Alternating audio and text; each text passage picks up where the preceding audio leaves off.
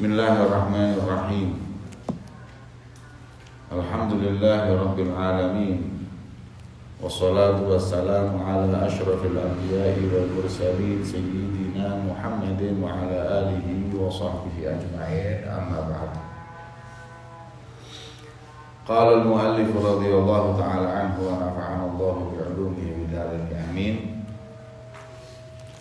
Wa tahrumul qiblatu liman harrakat syahwatahu.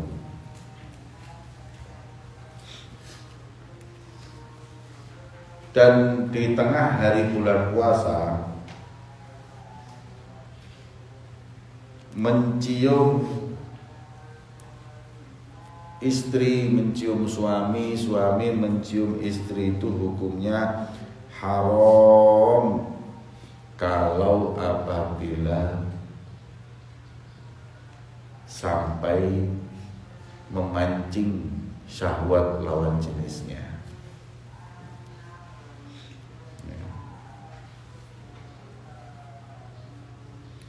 Ai haijatuha hatta khafal inzal, yang sampai dikhawatirkan keluar mani. Baik ini bagi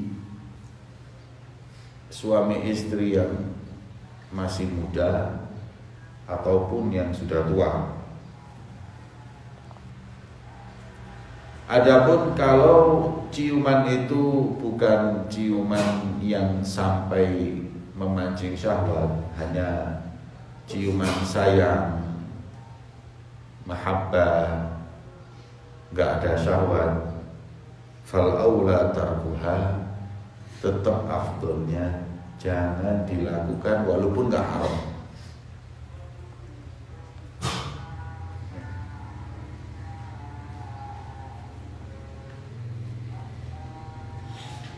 Bahkan dikatakan fa'in ya wa mathalul qiblah al-mubasyarah ya,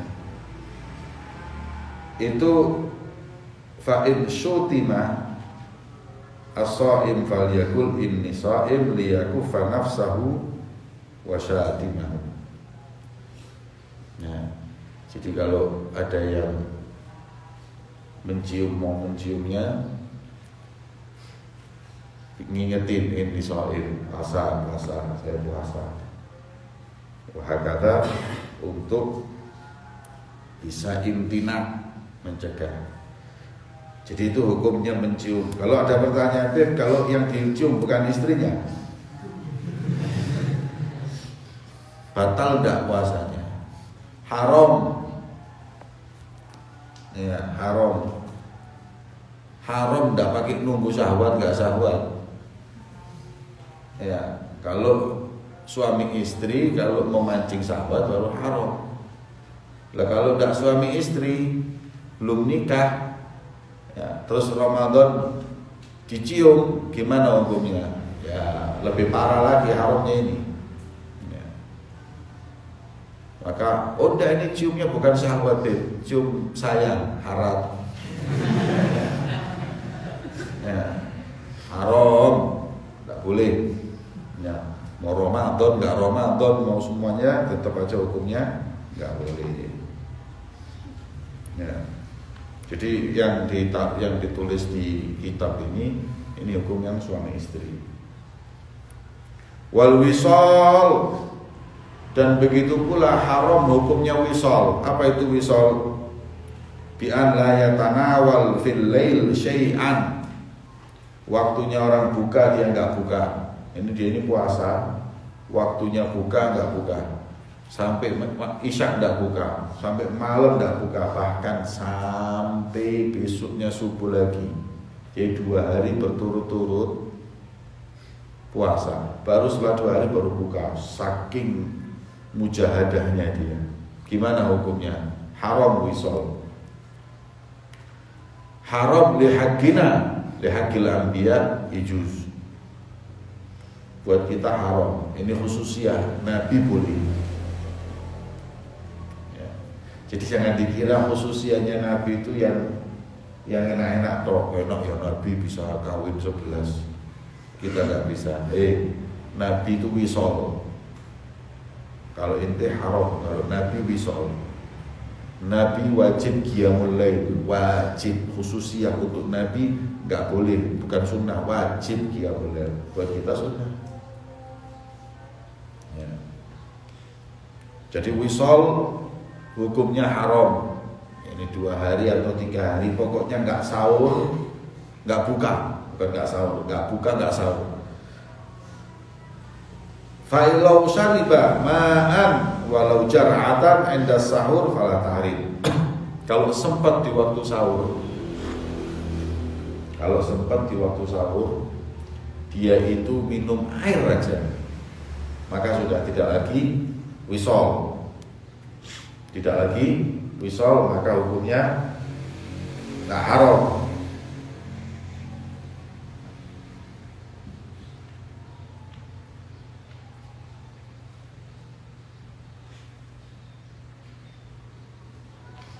Wa yukrahu dzauqut ta'am, dan makruh hukumnya, ini khususnya ibu-ibu yang di dapur, makruh dzauqut ta'am, ngerasakan makanan, nilii,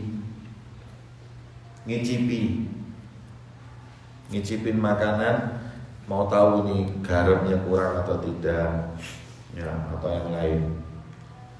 Ngicipin doang, gimana hukumnya? Makruh. Tahu nggak konsekuensinya makruh? Konsekuensinya makruh itu kalau pas ngicipin terus ketelan, batal. Kayak hukum mubalaghah fil madmadah. Itu konsekuensinya. Jadi kalau dia itu lagi nyicipin terus dikagetin orang, ketelan, batal. Kenapa? Karena nyicipin makanan di siang hari bulan Ramadan, dan itu hukumnya makruh. Yang kedua, ilkun. Ya, ilkun itu apa? Ilk itu makruh. Makruh kita mengunyah karet. Ya, kita kan enggak ditelan. Siapa mau makan? Atau ente coba bulan siang-siang, puasa siang-siang ngambil kelereng itu mut, batal nggak? Hal infasol syai' min hada, ketelan tidak. Terus hukumnya gimana? Ya makruh tadi itu. Elek itu atau karet, asal jangan permen karet. Permen karet ada apanya? Ada manisnya, ada gulanya yang masuk. Karet aja. Atau kalau orang Arab, luban itu bisa makan, bisa dibakar. Yang dibakar warnanya putih itu kayak permen karet itu.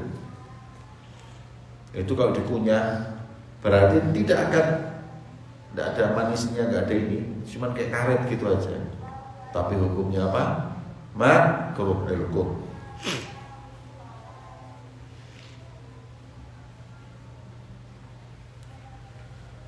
Wasiwakun ba'da zawal, makruh menggunakan siwak setelah azan zuhur. Setelah azan zuhur menggunakan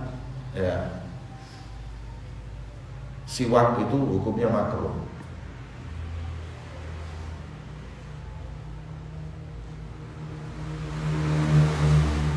Ada pendapat yang mengatakan makruhnya itu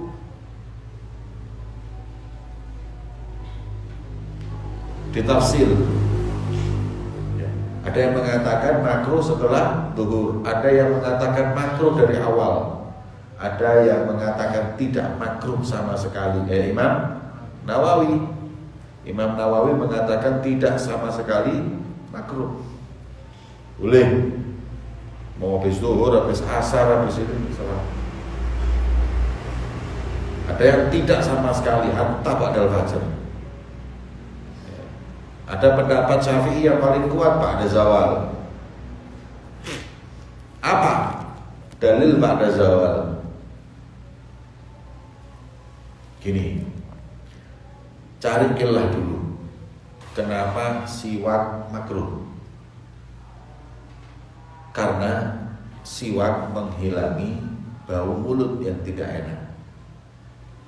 Loh, kok tambah makruh? Sedangkan ya, Rasulullah bersabda bahwa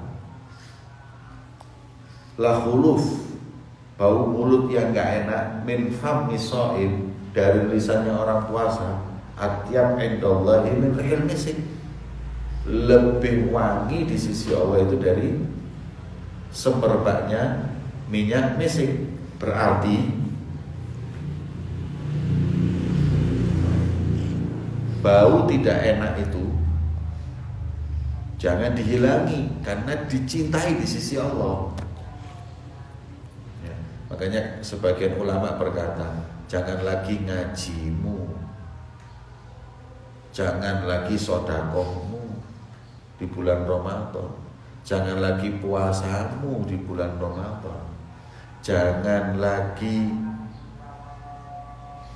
taklimmu di bulan Ramadan, ababmu dulu, bau mulutmu dulu dicintai. Bayangin itu.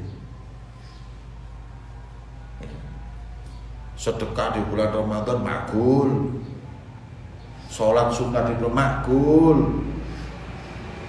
Tapi ketika sampai pada la khuluf min fami shaim, bau mulut gak enaknya orang puasa, dicintai oleh Allah, di sisinya lebih wangi daripada parfum misik. Masya Allah. Nah, maka itu ulama mengatakan itu yang dicintai sama Allah itu jangan dihilangin. Ya. Karenanya dari subuh sudah nggak boleh pakai siwak. Tapi kenapa kok ada yang mengatakan ba'da zawal? Bah, itu yang mu'tamad indah Syafi'iyah. Jadi gini, kalau jam 8, jam 9, jam 10, bau mulutmu itu bukan bau mulut puasa, bau mulut sahur makan terasi ente. Ya. Jadi itu bau mulut bukan min athari shaum, tapi mungkin min athari naum atau min athari sahur. Tapi ketika sudah jam 12 ke atas, hadza huwa min athari shaum. Kalau orang enggak makan, enggak minum, keluar bau enggak enak di mulutnya. Enggak ada orang yang puasa terus bau mulutnya enak, enggak ada. Karena orang diam, orang tidur, orang nggak makan, nggak minum, itu membawa dampak bau mulut yang nggak enak.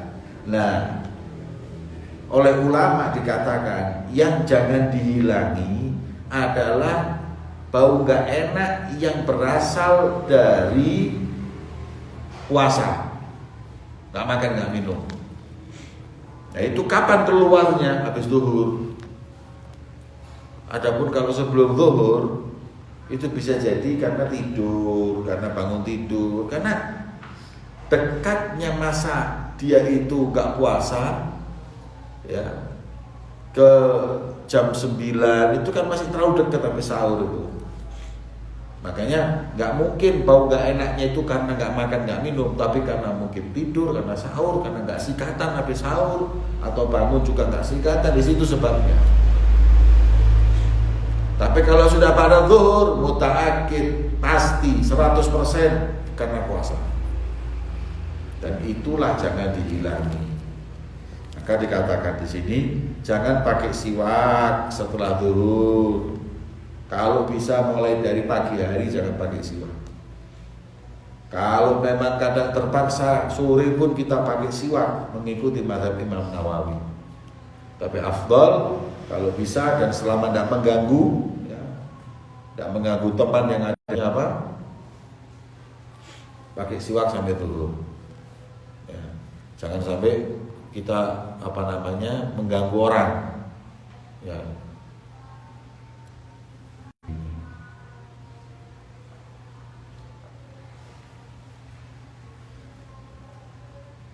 La kuhlun, tidak membatalkan puasa orang yang memakai celak.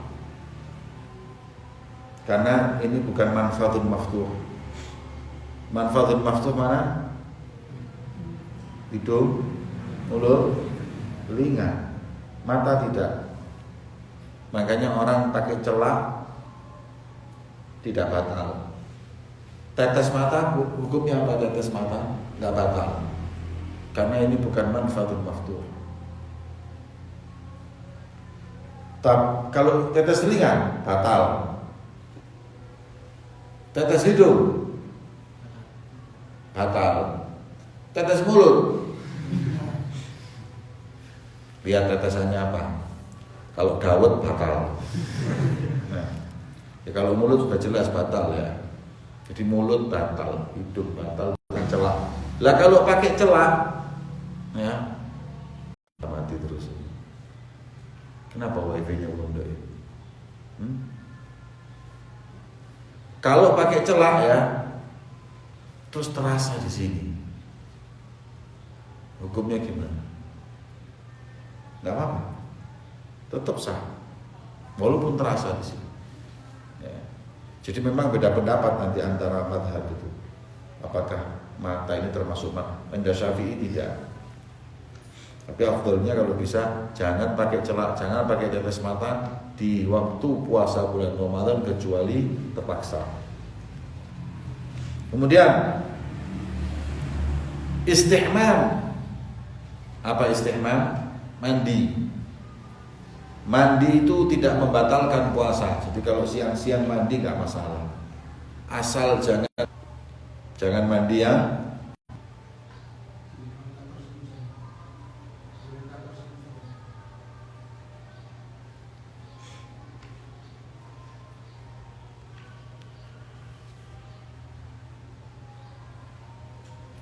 mandi kalau nyiram dari atas sini nggak masalah. Tapi kalau inrimas kolam renang masuk air gitu, hukumnya itu apa? Makruh. Hukumnya makruh. Makruh kalau kemasukan air. Gitu. Jadi nggak boleh. Makanya ada yang tanya, Ustaz, gimana hukumnya renang di bulan Ramadan? Nah, ente tak ajari jawab.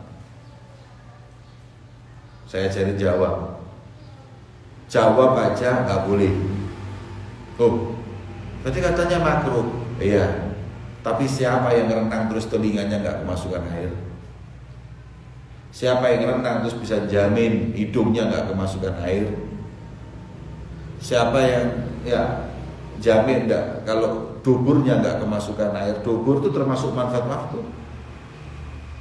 Makanya kata ulama, termasuk yang membatalkan puasa adalah buang angin kentut di kolam renang.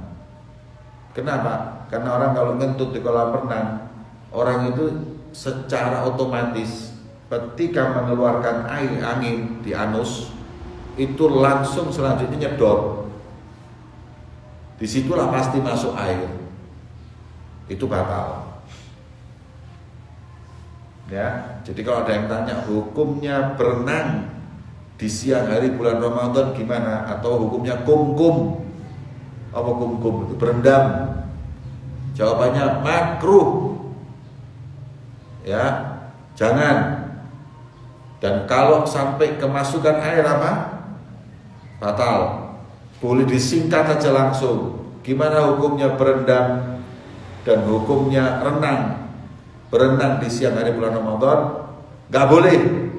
Haram, jangan ngomong haram. Kalau haram nanti dipikir itu cari bikin hukum sendiri. Karena hukumnya nggak haram, nggak boleh. Karena air pasti masuk. Begitu pula jadi haram kalau memang tayagon. Saya yakin kalau saya berenang, telinga saya kemasukan air, yakin saya. Maka hukumnya apa? Haram. Yang repot kalau orang berenang apa? Telinga. Tapi kalau telinganya ditutup gimana? Nah, ini aman. telinga ditutup, ya, kemudian hidung ditutup, mata masih tidak apa-apa, mulut sudah jelas. Itu lumayan. Kalau berendamnya itu cuma nggak pakai mulut, segini aja. Berendam apa? Sebadan aja. Ya hati-hati sama kentut aja. Kalau kentut batal karena air apa? Menyerap. Kemudian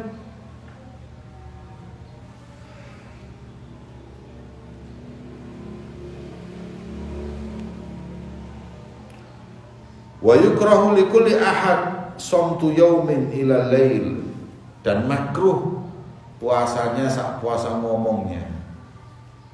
Gitu. Siapa yang ngatur wifi kamu beli?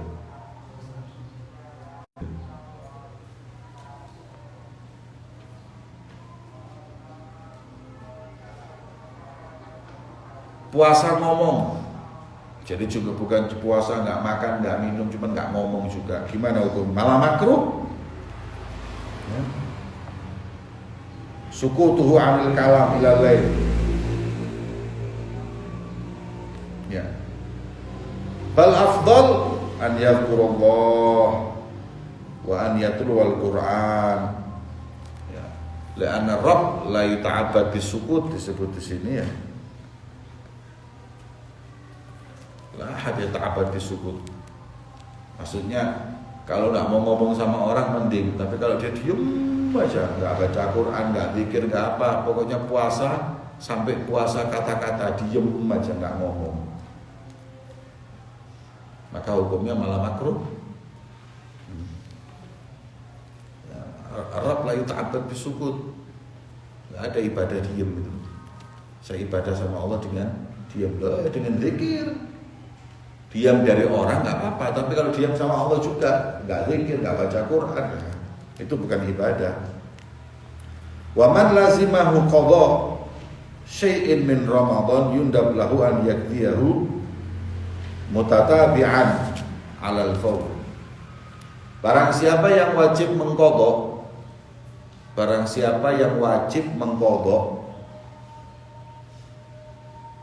puasanya, karena di bulan Ramadan ada beberapa yang dia tinggalkan. Bisa jadi karena sakit, bisa jadi karena musafir, atau macam-macam pokoknya. Maka disunahkan ketika tanggal 2 Syawal langsung dia apa? Diqadha. Terus gimana? Ya nggak apa-apa, sudah gandeng aja sama 2 Syawal. Ayam musid itu 2, 3, 4, 5, 6, 7 6 hari plus mengqadha. Bukan plus mengqadha plus sid. Yang penting itu qadha. Kemudian afdalnya berapa hari kamu nggak puasa, qadhanya jangan dicicil, 2 dulu, bulan depan lagi 2 dulu. Nah, berapa hari kamu nggak puasa kemarin gara-gara sakit? Seminggu, ya sudah, ba'dal Id seminggu langsung mutatabi'in. Wa 'alal fawr, dan jangan ditunda, itu lebih afdalnya. Dan tidak diperkenankan mengundur qadhanya sampai ke Ramadan yang akan datang tanpa uzur. Ini Ramadan ya, ini bulan ini sekarang Ramadan. Siapa yang nggak puasa Syawal nanti diqadha atau Dzulqa'dah. Kalau sampai Ramadan yang akan datang masih tidak mengqadhanya, tidak membayar puasa yang dia tinggalkan, berarti nanti dia membayarnya yang di bulan ini ya, di bulan ini dia nggak puasa 5 hari contohnya. Kemudian Syawal masih nggak dibayar sampai Dzulqa'dah, sampai Ramadan lagi. Jadi dia punya utang 5 hari. Setelah Ramadan yang kemudian itu tadi, yang di tahun selanjutnya Syawal, dia harus mengqadha 5 hari ini plus keterlambatan 1 tahun 1 mud, sedekah 0,7 kg. Jadi sambil puasa, sehari puasa, sehari puasa, dan di hari itu apa? Sedekah mud. Ya. Fa in akhara ramadaini famudani. Itu kalau apabila cuma sekali aja dari satu mud. Lah kalau Ramadan ini mesti nggak dibayar Ramadan lagi, berarti 2 kali Ramadan dia tinggalkan untuk mengkodoknya, maka setiap kali mengkodok plus membayar fidyah, membayar kafaroh atau membayar mud tadi itu 0,7 kg per harinya kali berapa? 2. Kalau 3 Ramadan 3, 4 Ramadan 4. Anak Ustaz pernah tidak puasa. Kapan? Dulu waktu masih SMP. Umurannya waktu itu masih 13-14 sudah balik, tapi saya nggak puasa. Gara-gara siang-siang kelihatan warung terbuka. Akhirnya saya khilaf. Ya makan. Sekarang umur ente berapa? Sekarang umur saya sudah kawin Ustaz. Saya sekarang sudah 30 tahun. Belum ente kodok itu semua. Belum. Ya sudah. Berapa hari waktu itu kayak gitu? Cuman sekali ya. Sekali plus berapa Ramadan itu ya? Umur berapa? 13. Ya, 13. Berarti itu sekarang berapa? 30. Berarti berapa? 17 tahun. 17 tahun. Plus 17 mud. 0,7 dikali 17. Ya. Jadi sekitar berapa? 11-12 kilo. Hari itu bayar 12 kilo sama puasa. Agata. Ya. Kemudian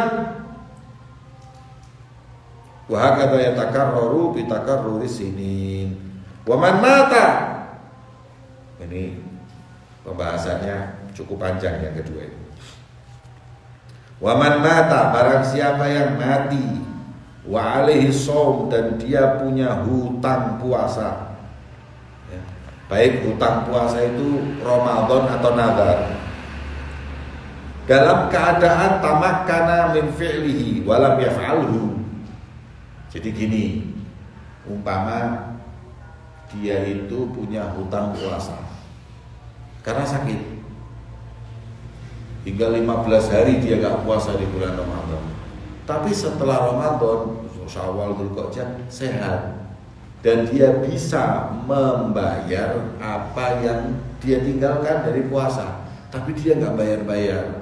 Tak tahunya berapa bulan kemudian mau masuk Ramadan meninggal dunia. Ini keadaannya seperti itu diceritanya. Tamakkana minal qadha, dia bisa bayar tapi nggak bayar. Lain halnya nanti kalau dia itu di bulan Ramadan sakit, kemudian sampai Syawal, sampai ini mati, dan dia dalam keadaan nggak sehat, maka sudah nggak wajib apapun, karena memang aslinya nggak wajib dia kalau sakit gitu. Ya. Gimana hukumnya orang yang meninggal dunia dan dia mestinya bisa membayarnya, tapi dia nggak bayar?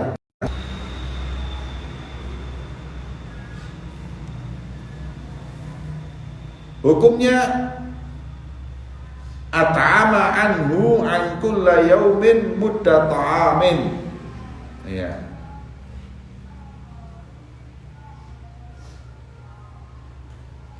Ini madzhabul jadid. At'am anhu kulla yaumin mudda ta'am. Jadi setiap harinya itu kita membayarnya dengan apa? Muddu ta'am. Ya. Dengan kita bayar fidyah tadi itu 0,7 kilo. Ya. Jadi meninggal dunia bayar tapi dia nggak bayar. Ya, bisa bayar tapi nggak bayar. Barang siapa yang meninggal dan dia punya hutang puasa yang dia bisa mestinya membayar puasa tapi dia nggak bayar, maka apabila meninggal wajib ya ahli waris untuk mengeluarkan setiap hari dia nggak puasa tersebut dengan mudda ta'am, makanan beras 0,7 kilo per harinya. Tinggal dihitung berapa hari. Itu madzhabul jadid. Adapun madzhabul qadim yasumu anhu. Ahli warisnya yang puasa bayarin utang buat si mayit itu. Itu madzhabul qadim. Apa madzhabul jadid? Enggak. Ya, cukup dengan memberi fidyah makan. Selesai.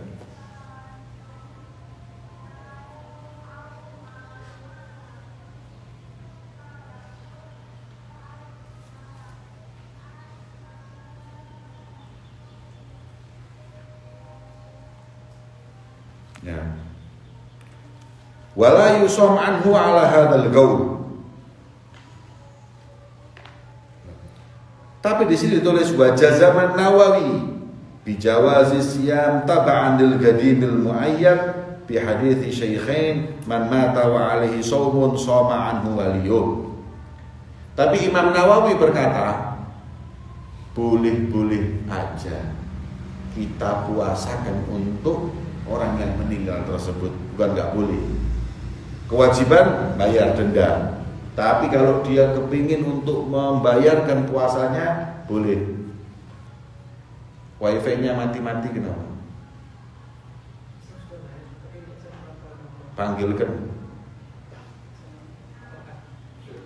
Panggilin speedinya itu. Kemudian Imam Nawawi berkata, kalau orang meninggal tadi wajibnya adalah fidyah tadi itu, membayar denda itu, plus ditambahi mau muasakan boleh-boleh aja. Kenapa? Mengikut madzhabul qadim kan nggak ada salahnya, walaupun kita wajibnya mengikuti madzhabul jadid, madzhab yang baru. Dan perlu diketahui, kita juga harus istilahnya paling tidak kita mengikuti hadis yang diriwayatkan Imam Bukhari dan Muslim. Barang siapa yang meninggal dan dia punya hutang puasa, maka keluarganya atau walinya memuasakan untuknya. Nah, kalau sudah ada hadis gini, kok kenapa kok madzhabul jadid mengatakan nggak puasa? Kok madzhabul jadid mengatakan apa? Bayar kafaroh? Nah, gini loh. Ente perlu tahu. Makanya kalau ada orang menjawab jawaban langsung pakai Quran dan hadis, itu sudah menunjukkan dangkalnya ilmunya. Ya, ada orang ngomong gini, oh ini tidak boleh di Quran disebut, kalau kayak khomer, tahrimul zinata, yang mimma yu'lam minadin bidor jelas. Tapi kalau ada orang mau menyelesaikan masalah soal jawab fikih, kemudian bawa Al-Quran dan hadis langsung letterlet, itu sudah pasti orang itu dangkal ilmunya. Loh kenapa? Sebab kalau sudah ada ayat hadisnya, ada ayat, ada hadisnya, nggak mungkin ikhtilaf ulama. Tapi justru ayat itu dan hadis itu mempunyai makna yang banyak. Disitulah letaknya khilaf. Paham? Nah, hadis ini man mata, barang siapa yang meninggal dunia wa alaihi shaumun, dan dia punya utang puasa, shoma anhu waliyun, ini berarti hadis ini kita mesti bahas lebih dalam bagaimana keberadaan hadis ini. Saya khawatir ini nanti mensahihkan, ini tidak, dan lain-lain satu. Ya. Kemudian ini hadis ini mansukh atau tidak dengan hukum yang selanjutnya. Ya. Jadi harus diteliti betul. Makanya ada orang ngomong apa-apa udah boleh, Rasulullah mengatakan begini. Oh, ya repot ini. Kenapa? Karena kalau Anda hanya mengatakan Rasulullah mengatakan begini, kalau itu sudah jelas Rasulullah mengatakan seperti itu, nggak ada khilaf. Datangnya khilaf ini karena hadis itu bisa ditakwil, takwil nggak sharih. Ya, makanya ada orang debat terus ngasih ayat Quran. Rasulullah berfirman, bukan kita nggak percaya dengan ayat Al-Quran, Kalau ada ayatnya yang jelas menjawab ini, ya nggak mungkin kita beda pendapat. Beda pendapat ini karena ayat itu lah ta'awil, bisa punya takwil tafsir yang banyak. Itulah sebabnya. Lawang apa namanya? Satu hadis itu loh, satu hadis itu bisa beda pendapat antara mazhab.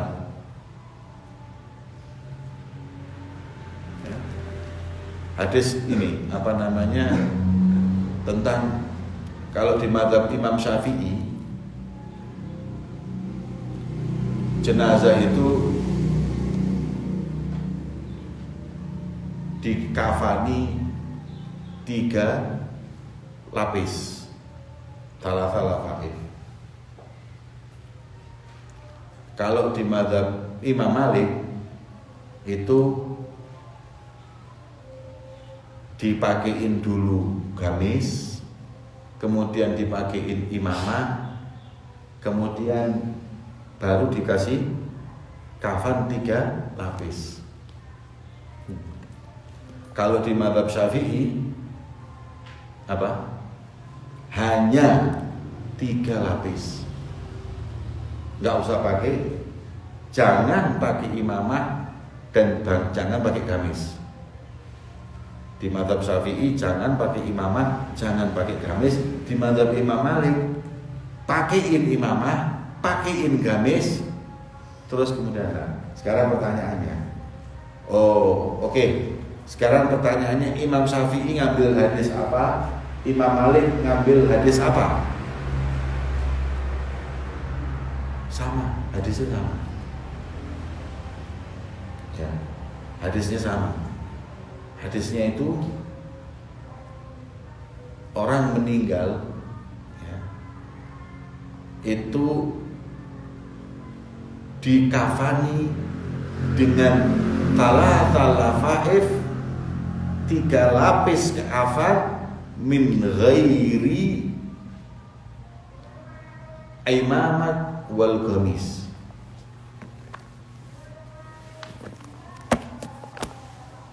Jadi kalau ada yang tanya, orang mati dikasih kafan sama imamah atau bagaimana? Rasul mengatakan kalau orang itu mati, kafannya itu 3 lapis selain, ya bukan selain, ghairi itu bisa selain atau bisa tanpa. Jadi kalimat selain dan tanpa ini jadi membingungkan. 3 kafan selain gamis dan imamah, kalau Imam Syafi'i tanpa gamis dan imamah. Hadisnya sama. Kalimat tanpa sama selain itu dalam bahasa Arab sama. Imam Syafi'i mengambil tanpa, Imam Malik mengambil selain. Kalau yang tanpa, ya sudah 3 aja. Selain berarti 5. 5 kafannya itu 3 lapis. Ngitungnya selain gamis dan imamah, beda pendapat. Paham ya? Makanya kalau ada orang punya slogan, ayo kembali kepada kitab dan sunnah, ini slogan kizib, bohong, harap, goro, ya. Yang percaya goblok, yang percaya goblok. Kita kembali kitab dan sunnah, goblok. Pertanyaannya, apa nggak boleh saya mengikuti mazhab Syafi'i Maliki? Oh nggak boleh taklid. Terus Imam Syafi'i sama Malik itu nggak ngikuti kitab dan sunnah. Ujung-ujungnya yang bilang kitab dan sunnah itu nanti, ujung-ujungnya setiap Anda punya pertanyaan, nanti kembalinya katanya Syekh Fulan, Syekh Al-Falan, Syekh A, Syekh B hukumnya haram. Loh kok Syekh A, Syekh B? Katanya kembali kitab dan sunnah. Iya, kitab sunnah, tapi Syekh ini yang tadi itu meringkas dari dia. Terus kalau Imam Syafi'i tidak bisa. Syekhmu be Imam Syafi'i, pinteran deh. Coba lihat, ini apa?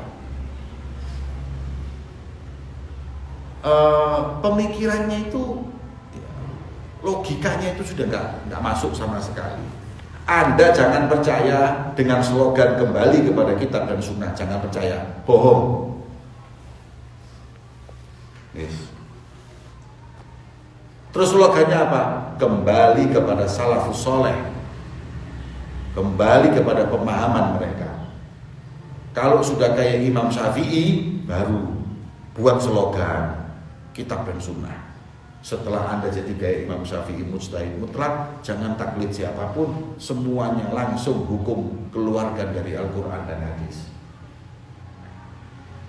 Ya, jadi kita ini mau dibohongi. Dan banyak yang kena ini. Oh, ada apa? Baca ini katanya Imam Ghazali, katanya Imam Syafi'i, langsung Allah dan Rasulnya. Loh, ini kan kayaknya kalimatu haqqin, tapi urida bihal batil. Kalimat yang hak, tapi yang tujuannya batil. Tujuannya hanya slogan main-main. Ya. Mau ngomong ikuti saya aja, tapi kitab dan sunnah kan ngono. Makanya gini loh, yang mengatakan ikuti kitab dan sunnah itu mengatakan ikutilah ulama-ulama saya, segitu aja. Yang mereka slogannya kitab dan sunnah. Ya, terus imam-imam itu tidak ada yang pakai kitab dan sunnah. Terus ngambil dalilnya dari kitab apa? Buku Donald Bebek gua. Gobloknya gitu. Dari mana itu imam-imam itu? Dari mana ngambil hukum tuh mengatakan ini makruh? Dari mana? Kitab dan sunnah. Dengan qawaidnya, dengan bahasa Arabnya yang hebat, kan gitu. Ini kitab dan sunnah, kita semuanya kitab dan sunnah. Cuman memahami kitab dan sunnah ini kita ikut fulan karena saya tahu dia lebih alim dari saya. Wes, saya ya kitab sunnah mana ada? Kita juga amantu billahi robba wa bil islami dina. Ya, kemudian bil qur'ani imaman. Terus kita percaya semua. Tidak ada yang tidak, ada yang beriman kepada Imam Syafi'i, tidak ada. Untuk memahami Al-Quran dan hadis ini, saya minta tolong imam-imam ini tadi memahami, yang pasti lebih pintar dari saya. Sudah gitu aja. Ya. Yang sekarang tidak mau bermadhab, hakikatnya bermadhab. Madhabnya siapa? Yaitu mereka yang pakai slogan kitab dan sunnah itu. Itu madhabnya mereka. Ya. Maka itu saya ingatkan di sini bahwa coba lihat Imam Nawawi, beliau mengatakan kalau orang nggak puasa tadi itu terus meninggal dan dia sudah mampu membayar, yang wajib di madzhabul jadid adalah dia mengeluarkan fidyah. Tapi kalau mau ditambah kata Imam Nawawi dengan mengikuti madzhabul qadim, apa itu?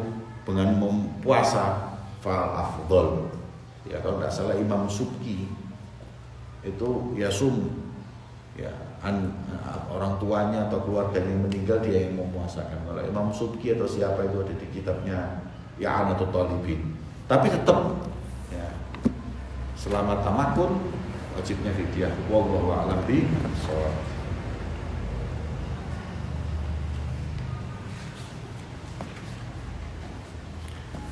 Bismillahirrahmanirrahim. Faslun. Hadza faslun muhimmun yang bagi an ya'tani bihi. Ini pembahasan yang penting. Seyogyanya kita untuk fokus mendengarnya. Yaitu apa? Hukum mengeraskan suara dalam membaca Al-Quran. Ya.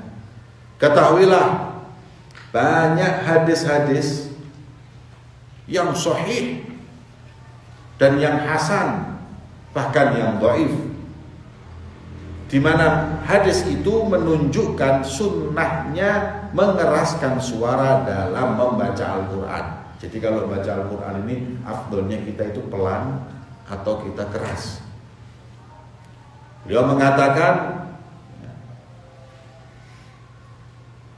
hadis yang mengungkap tentang keutamaan mengeraskan suara ketika membaca Al-Quran banyak. Waja'at atharun dala ala istihbabil ikhfa wa khafdis saut, dan hadis-hadis yang mengungkap tentang afdolnya atau tentang kemuliaan memelankan suara ketika membaca Al-Quran juga ada. Ya, ini sekarang saya akan sampaikan hadis-hadis tersebut. Ini bingung mana ini?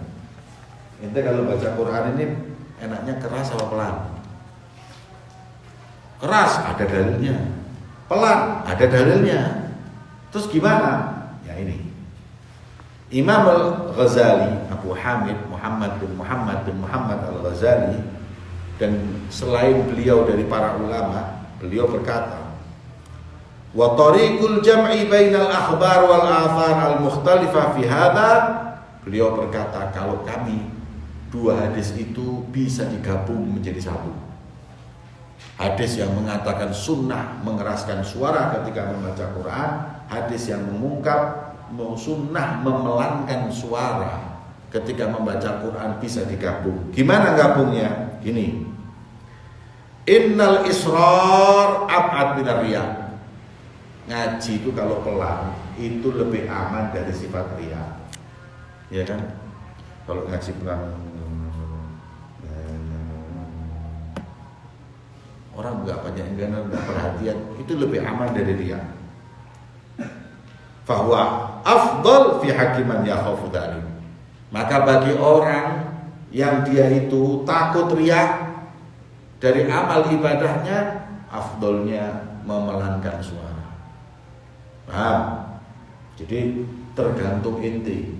Anda itu kalau ngaji suara pelan sama keras, itu kalau Anda keras nanti kepingin didengar orang, berarti Anda riya. Afdolnya apa? Pelan.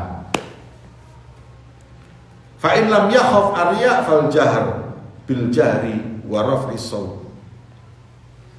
Ya. Fal jahr wa raf'us saut afdal. Kalau Anda termasuk orang yang kalau mengeraskan suara,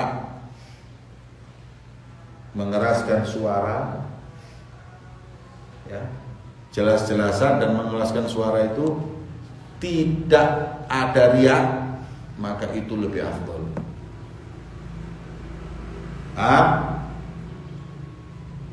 Jadi intinya gini, ngerasin suara pas ngaji hukumnya gimana? Kalau takut riya pelan, kalau nggak takut yang keras. Li'annal amal fi akar. Kenapa kok keras lebih afdal daripada pelan? Ya, asal kerasnya nggak riya. Li'anna faidatuhu tata'adda ila ghairi. Karena faedahnya itu nular, merata kepada yang lain. Wa nafa' al-muta'addi afdal minal lazim. Kalau pelan-pelan yang manfaat lazim, cuma dirinya aja yang manfaat. Tapi kalau dia bacanya keras, sebelahnya itu dengar insya Allah terketuk hatinya, manfaat. Ya. Kenapa? Karena bacaan Quran itu dengan jahr waraf'us shaut yugid qalbal qari. Ya. Dengan membaca keras, yang membaca itu kayak seakan-akan dibangunkan. Ya, kalau pelan dengan keras itu lebih apa? Lebih manfaat untuk membangunkan hatinya yang tidur. Wa yajma' hammuhu ilal fikr fihi. Kalau suaranya lebih keras itu membawa semangatnya untuk lebih fokus. Wa yasrif sam'ahu ilaihi, dan lebih fokus juga pendengarannya. Wa yatrudun naum, dan kalau ngaji keras sama ngaji pelan cepat ngantuk mana? Pelan sebentar nggak ngantuk, tapi kalau ngajinya itu keras dan semangat lebih lama.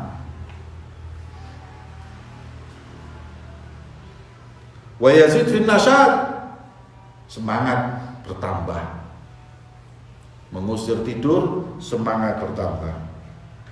Wa yuqid ghairuhu minan na'imin wa ghafilin wa yunshituhu, dan ini juga membangunkan orang-orang yang lalai, di pasar lalai, kemudian di tempat lalai, kemudian waktunya orang nggak tidur, dibangunkan dengan Al-Quran. Ya, ini afdal. Ya, semuanya ini termasuk. Qalu famahma hadarahu syai'un min hadhihi niyat fal jahr afdal. Kalau memang niat-niat ini ada, faedah ini ada di hati orang yang membaca Quran dengan keras, maka dengan keras itu afdal. Fa in istama'at hadhihi niyat tadha'afa al-ajru. Kalau semua ini ada niatnya, berlipat-lipat ganda. Makanya Ghazali berkata, walihada qulna al-qira'ah fil mushaf afdal, fahadha hukmul mas'alah. Makanya saya kemarin bilang, baca pakai Quran itu lebih afdal daripada yang hafalan, karena yajma' bainal nadhar wa bainal qira'ah. Tapi kalau yang hafalan hanya qira'ah, itu nadhar.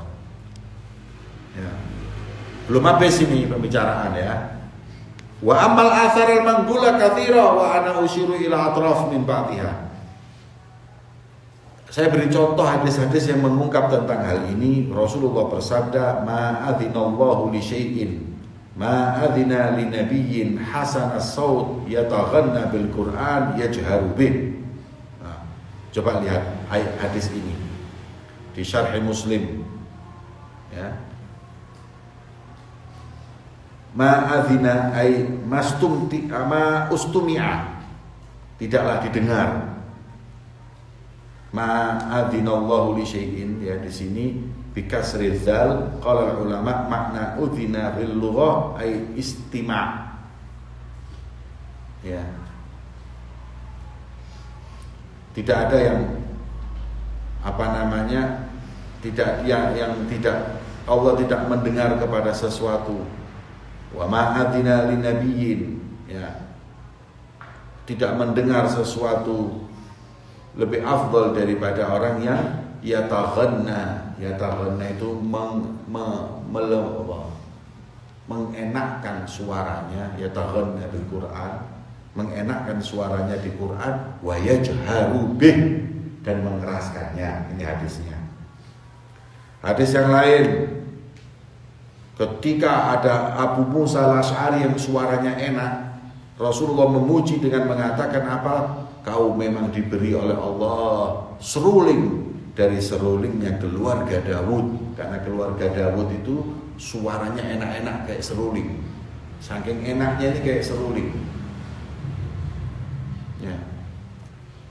Makanya Abu Musa al-Asy'ari ketika suaranya enak, utita mizmaran min mazamir ali Daud. Ya. Kemudian laqad ra'aitani wa ana astami' li qira'atikal barihah. Kok tahu kalau Abu Musa suaranya enak? Aku lihat tadi malam. Berarti kan Abu Musa bacanya pelan apa keras? Lillahi asyaddu adzanan ila rajul hasanis saut bil Qur'an min sahibil qaina ila qainatihi. 124. Kaina itu apa? Ya, apa ini 123 123? Hah?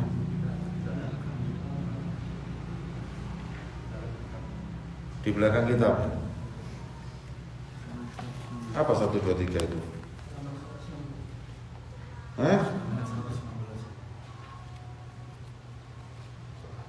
Halaman 116.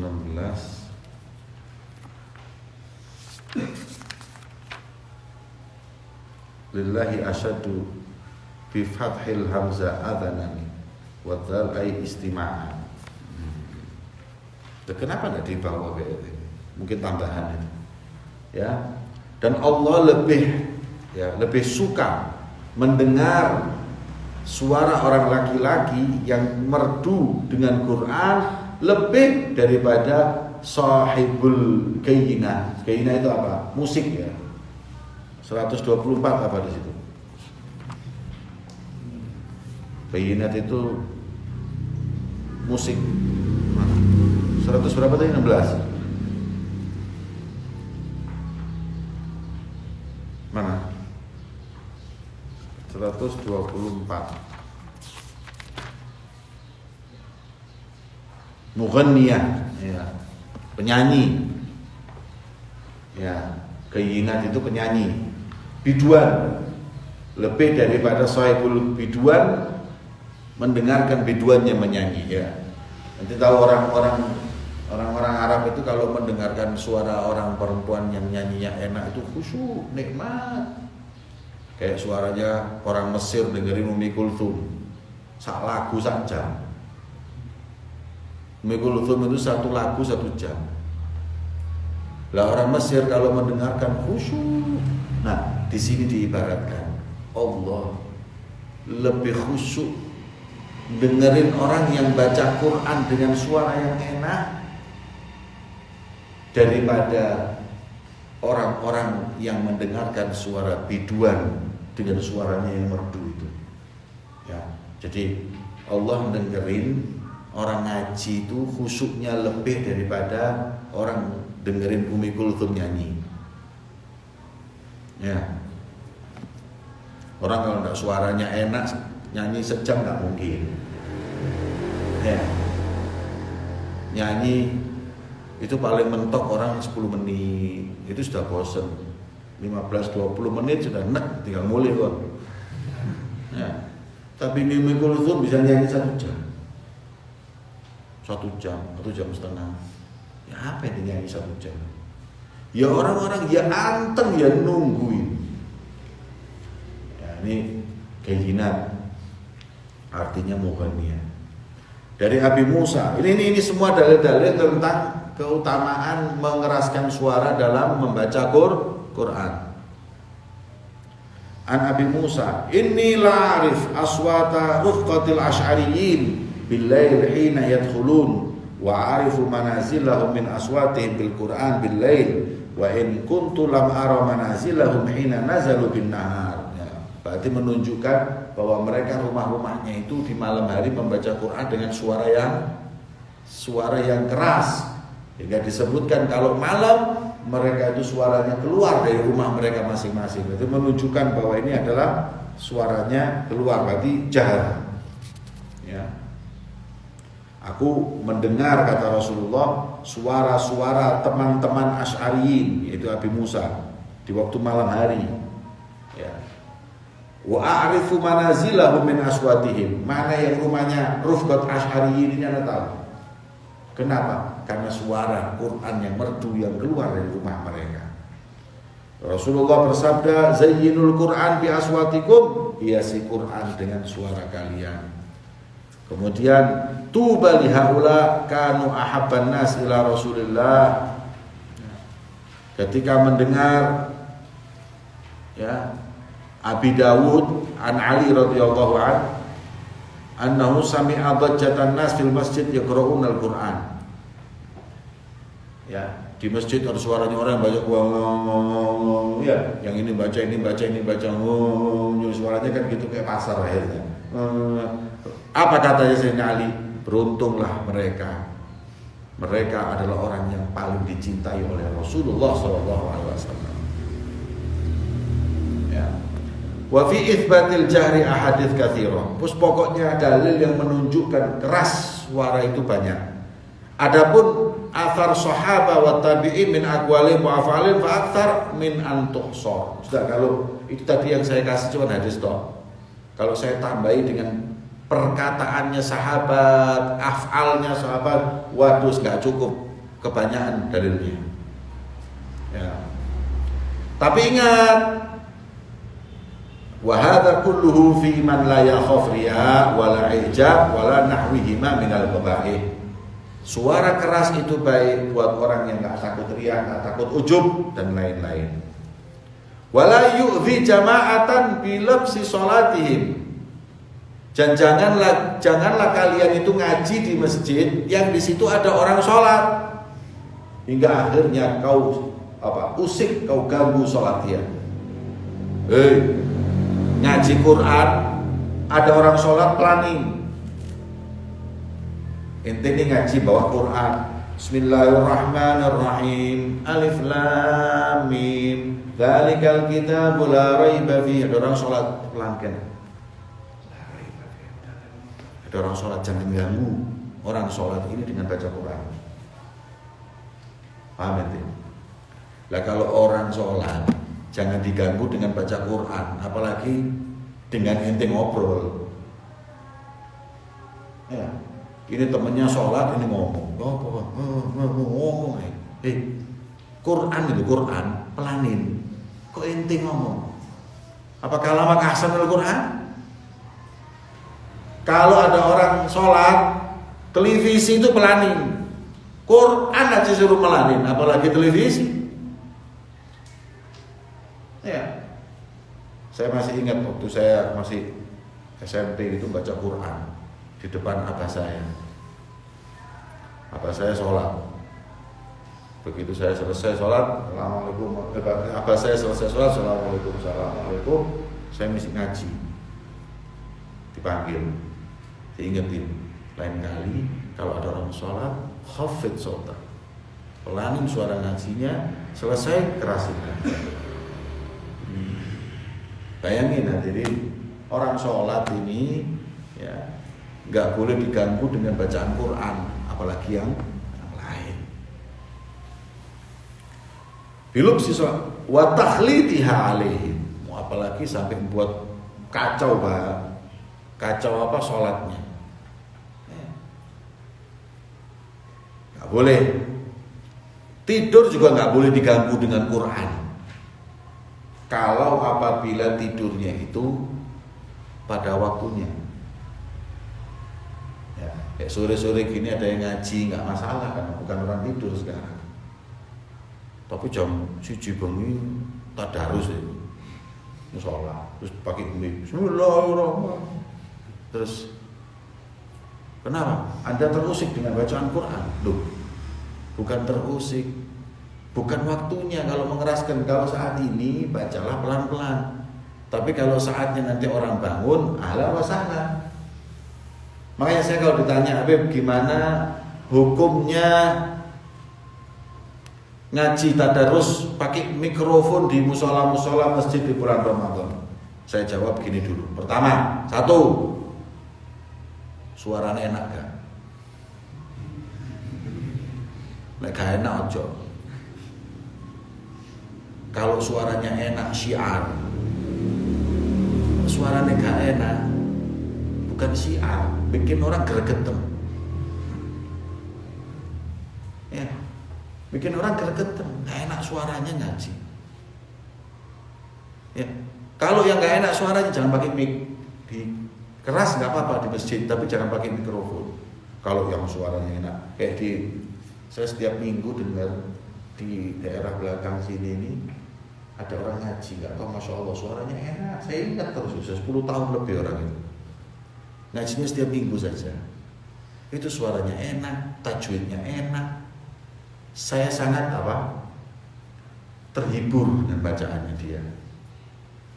Tapi nek suaranya gak enak, tajwidnya salah kabeh maneh. Ya Allah, ini ganggu orang malah, bukan syiar. Ya, bukan syiar, malah mengganggu. Coba kalau suara ngaji sini enak, orang itu tentrem. Ya. Tapi kalau tidak ya, makanya sebaiknya saya ngasih masukan buat anak-anak yang belajar ngaji, tadarus, yang belum lancar, jangan pakai mikrofonnya masjid. Mau jahar di kamarnya monggo, di musola masjid monggo, tapi kalau mikrofon didengar orang tidak dikeraskan kecuali suaranya enak, tajwidnya bagus, karena itu syiar. Ya, jadi ente harus tahu diri. Suaramu gak enak, orang jeding yang ngaji. Ya, ngaji di gini kamar, ngaji di mana? Jangan di kamar mandi sebelahnya. Ya. Pokoknya di tempat-tempat yang kalian tidak mengganggu orang. Ya. Tapi kalau suaranya enak, merdu, waduh, kerasin. Enak, ya Allah, dia bisa bayangkan musola-musola ini tadarus dengan suara yang enak. Tapi masalahnya anak-anak kecil ini katanya, saya dapat masukan, saya pernah ngingetkan satu musola, paling suaranya gak enak ini, ojo kayak anu, iki lho repot e. Arek-arek iki gak ngene gak gelem ngaji ya. Ya, anak-anak ini kalau nggak dikasih mikrofon nggak mau ngaji. Itu saya dengar sendiri, jadi repot. Anaknya sopo itu? Cek PD ini loh, nggak gelem ngaji lek kagak mik. Ah, haula wala quwata. Kayak no mik mati ya.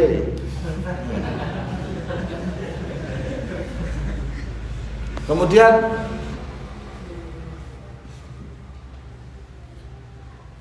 ya wala yu'ti jama'a bil wa qad naqala jama'atun salaf ikhtiyar al-ikhfa li khawfihi ma dzakarna.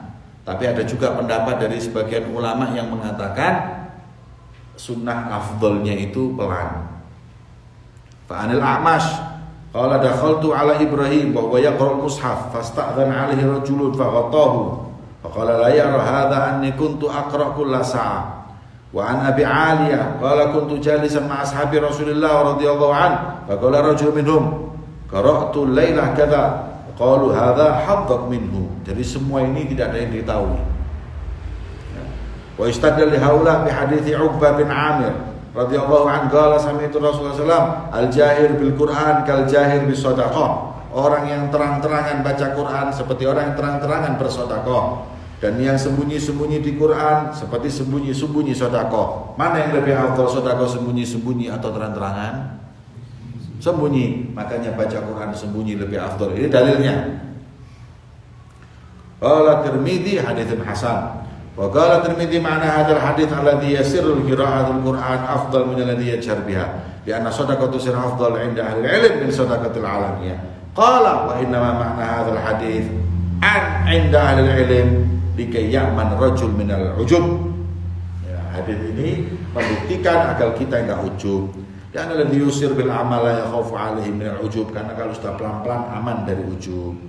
Qultu wa kullu hadha muwafiq lima taqaddam taqriruhu fi awal al-fasl wa tafsil wa annahu in khafa bisababil jahr syai'an mimma yakrah lam yajhar wa in lam yakhaf ustuhibba lahu jahr. Fa in kanatil qira'ah min jama'atin mujtami'in ta'akkad istihbabul jahr. Kalau intinya semua tadi seperti itu. Ya, intinya semua seperti itu. Kalau enggak takut ujub, enggak takut riya, maka afdalnya apa? Dikeraskan. Apalagi kalau di masjid bareng-bareng, sunnahnya malah justru mengeraskan sebagaimana disebutkan wallahu a'lam sirril Fatihah. Rabbana anfa'na bima 'allamtana rabbi 'allimna alladhi yanfa'una rabbi faqihna wa faqih lana wa rabbana lana fi dinina ma'al kulli husna wa rabbi waffiqna wa waffiqhum lima